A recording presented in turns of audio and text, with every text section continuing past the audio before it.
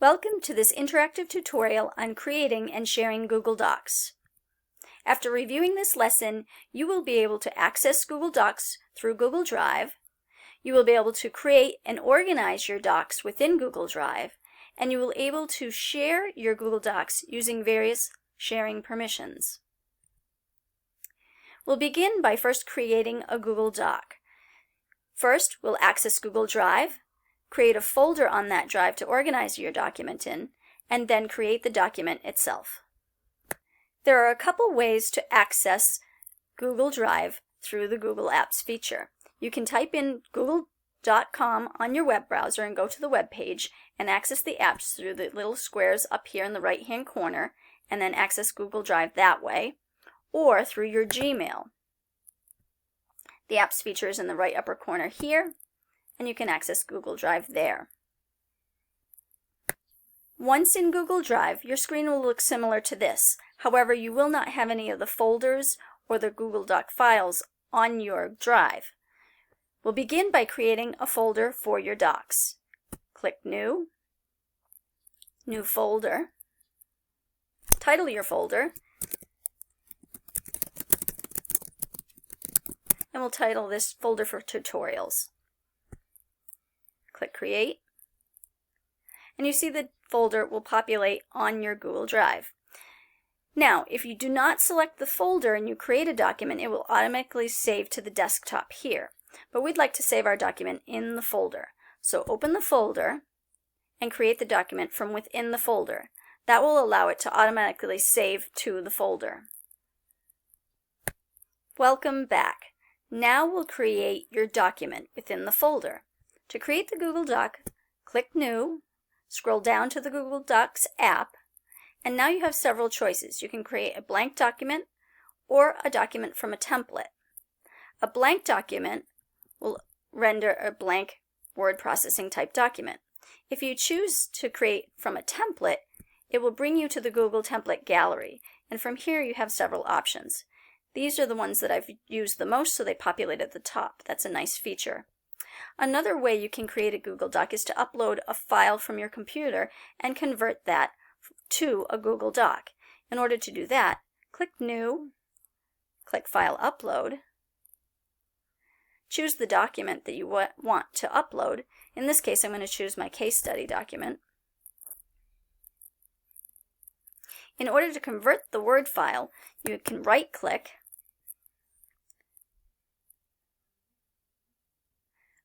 select Open With, choose Google Docs. Now this will make a copy of that Word file in the same folder, and it will be a Google document format. Now that you've learned how to create Google Docs, either by choosing a blank template or one of the templates from the gallery, or uploading a file of your own, we'll move on to sharing that document. Google Docs allows 3 levels of sharing permissions. You can share a document in view-only mode, where users are only allowed to view the document. They cannot edit or comment on it in any way. There is a comments permissions, which is a second level, where an individual can comment or make suggestions within the document. And then the final level is granting full editing permissions. You can also edit the link to prompt users to make a copy of the document that you're sharing, instead of giving them a view-only, an editable, or a commentable link. View-only documents appear with this view-only box in the upper left side. That indicates that the document is not editable in any way, and it's perfect for something like a syllabus. The next level of permissions is to allow comments and suggestions. Both comments and suggestions appear as dialog boxes to be approved or rejected by the owner of the document. Allowing suggesting within a Google Doc, as indicated by this green box in the upper right corner, allows users to collaborate and comment and work within documents together. It also is a good feature for instructors to provide formative feedback on students who are working on their document in real time. The last level of permissions is to allow full editing capabilities. In this example, students created this document inserting a table, providing links, and adding texts and their name. This is the highest level permissions, and students can completely revise or edit a document with editing permissions. Now let's set the sharing permissions for your document. To set sharing permissions, go to the right upper corner, click Share, click on Advanced. Then, to verify that you are intending to give access to who you want to, click on Change. If you want anybody on the web to be able to access the document, you can choose the first option. The second option will provide you a link, which you can then embed into an email or into a hyperlink in a document for your students, so that anybody with that link can access the document. Or you can set it for specific people to have access. Once you've made your choice, you then can go down to this Access drop-down menu and choose what level of access you want to grant your users, either view only, commenting, or full editing permissions. Granting full editing permissions can be helpful if students don't have a Google account, but you want them to create a Google Doc and you want to monitor their work through the document. So you could give them full editing permissions that way. Once you've made your selection, click Save, and a link will be created.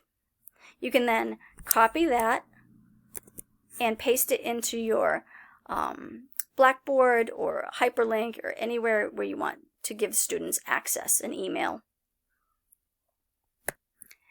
Then click Done. The last sharing feature I mentioned was to provide a link to students that prompted them to make a copy of the document. So instead of having students go to File, make a copy, or downloading it to their drive, you can actually edit this web link address by erasing the word edit and replacing it with the word copy. When your student opens this link that you provide them, it will prompt them with a window like this that asks them to make a copy of your document. It's just a nice, useful feature.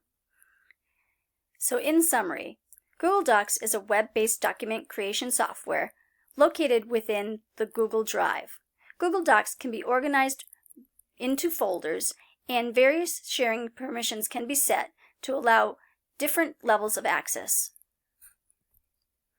I hope this tutorial has been helpful.